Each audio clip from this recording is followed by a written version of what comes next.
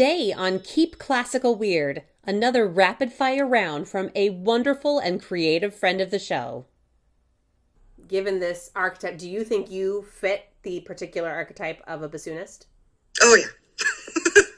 No question. I am definitely a platypus.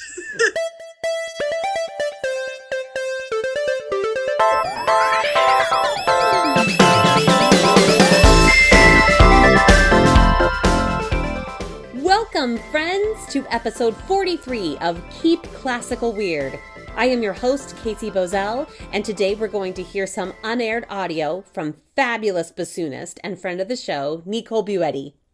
Every now and then, I go through my audio files to make sure I'm really putting everything that should air onto the episodes. I ran across Nicole's rapid-fire session from the Instrumental Personalities episode, and I thought it was a perfect fit for two reasons. One, it's pretty adorable. Nicole is funny, smart, creative, and had great answers for all the orchestral instruments I threw at her. But two, it's a great chance to tell you about her latest project. You can find it on YouTube. It's a series of videos called Meet the Instruments, and Nicole's puppet friends take us on a journey through the symphony orchestra. There's a new episode every Friday through the next couple months, and you can get notices about it by subscribing to the In a World Music YouTube channel, visiting inaworldmusic.net, or going to the Portland Columbia Symphony's website at pcsymphony.org. Once the viola episode is released, you may even hear a familiar voice. And now, my friend and yours, Nicole Buetti. Enjoy! Okay, then we're officially recording. Will you say your name and your instrument? My name is Nicole Buetti, and I play the bassoon and contrabassoon. All right, so bassoonists. When people think of bassoonists, what do they think of? Well, if you're a non-musician or a non-concert goer, you think, what is a bassoon? And then you have to explain to the person, well, it's that tree-looking thing that sticks out of the orchestra.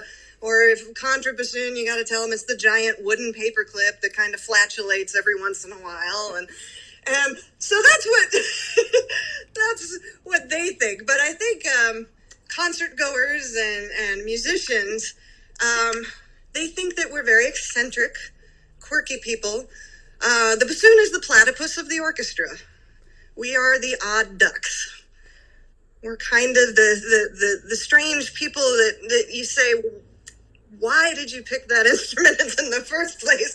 It's a bit of a masochistic type of thing because the bassoon, we've got a billion keys and we got to make our own reeds and all of that. So you got to be a little bit of a masochist to choose bassoon. But also intelligent as well, I think.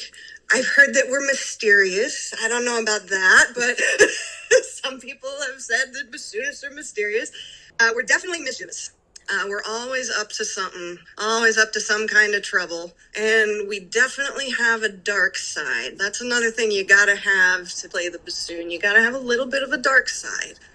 Given this archetype, do you think you fit the particular archetype of a bassoonist? Oh, yeah. No question. I am definitely a platypus. I am completely out there. Definitely mischievous. I'm definitely always up to something. Drives conductors crazy. Yeah. Excellent. So this was a wild question that I asked because I just want to see what people would say. Who do you think is your opposite in the orchestra? Trombone. That was, you didn't even think about that. No. What? Okay, tell me why. Well, first of all, they don't have any buttons. They have a slide. So, they don't have to think about buttons. They just they have the slide. They also, they have a very different definition of loud than we do. Bassoonists, we will be blowing our brains out and we'll think we're playing super fortissimo, and then the trombones will come in and they'll just cover us up completely. So it's just not something that we can compare, I think. So that's fascinating. And geographically, those are two instruments that are very close to each other in the orchestra as well. Sometimes too close, sometimes right behind my head. Yep. Yeah, 6 inches is not enough. Just putting that out there into the world. 6 inches not enough. Wow. Fascinating. All right. That's cool. I was not expecting that response. That's very cool. All right. Are you ready for the rapid fire round? All right, I'm ready. Okay. Let's go. Here we go. So, flute. Sweet.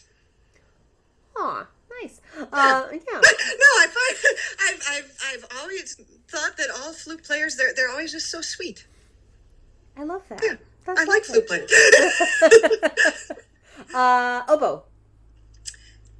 They're very crafty, and I mean that in both senses of the word. They're crafty, as in they're always working on their reeds, but they're also they're very intelligent and calculating, and there's always something going on with them. They're kindred spirits. We definitely get along. You and the oboes? Oh yeah, Okay. bassoons and oboes definitely get along. Is it like, does it go farther than the reed thing, or? Well, I think again, I think there's a little masochisticness to choosing the oboe too. It's that you gotta be a little quirky to choose a double reed. Totally fair. All that back pressure from the reed, something. Right.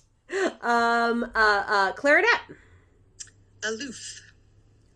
Aloof. That's a really good word. Thank you. Yeah, well done. And then we have you. So then French horn. Complicated. I find French horns very complicated. Are they a woodwind? Are they a brass? Are they a high instrument? Are they a low instrument? And I feel like the people are the same way. They're very complicated. But I love horn players. Love them.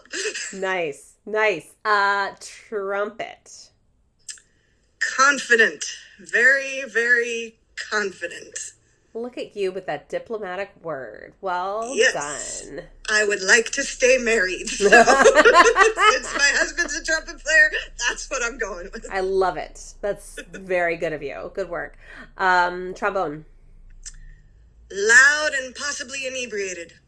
Ah, yes. Yes, there have been a lot of people bring up beer with trombone. That's been a good common thread. Tuba. They're fun, and they're like our buddies. They're like... Everybody's buddies or bassoon-specific buddies? Well, definitely bassoon-specific and contrabassoon-specific. Contrabassoonists and tuba players really get along. It's just that we both enjoy the low things. So. That makes sense. But yeah, I think tuba players are everybody's buddies. Nice. Yeah. I like them. Okay, and then percussion. Percussion, they're in their own world. That's also... Do you also mean that literally and figuratively? Both literally and figuratively. They're always way away from us in their whole little world. It's like they build a barrier with the timpani and the chimes and stuff, so they're boxed in. But, yep, they got their own thing going. It's great. I love it. Okay, and then, just so you know, I'm not the violinist who's offering the opinions. I chose a different violin representative because I felt that was the fairest, Okay. in case that informs anything. But, so violin. In a league of their own. Do you want to elaborate on that, or do you just want to leave that? I just as a bassoonist, I just feel like they're way across the orchestra, and it's like there's not much interaction. They're kind of doing their own thing, and that's how it's going to be. So I just, it's like, okay, hi guys. And that's how it's going to be. I like that. That's how it's gonna be. That's so true. Viola. I think they're misunderstood. I personally love viola players. I think they're great. I think you have to be pretty awesome to be the only people that play an alto clef. So That's true. Yeah. Yeah. Just to read that clef and maintain that clef. Yeah. Yes, Yeah, that's very true. Cellos. they're very mysterious. Now you Yeah. said that But about bassoonists too. Yeah, I feel like they're kindred spirits too, because we're in that kind of low range. But we can cross over and play really high when we're forced to. Not that we'd like to, but we can do it. And I feel like there's a kindred spirit thing going on there too. Love it. Bass. They're very cool and chill. They're like the people you want to go hang out with. It is fun to hang out with basses. That's true. And then harp? They're quirky and nice. I've never met a harp player I didn't like. That says something. Yeah. Yeah, that's fascinating. And that's our show for today. Remember to check out Meet the Instruments on YouTube by searching for the In a World Music channel. We'll also have a link to it on our show page. Our theme music is composed by not dead composer Thomas Barber. Check out his stuff at thomasbarber.com. Web development support is provided by Tina at citybeautifuldesign.com. Keep Classical Weird is created and edited by me, Casey Bozell. Find us on Facebook, Instagram, and Patreon. Thanks so much for listening, everyone. Stay safe and stay weird.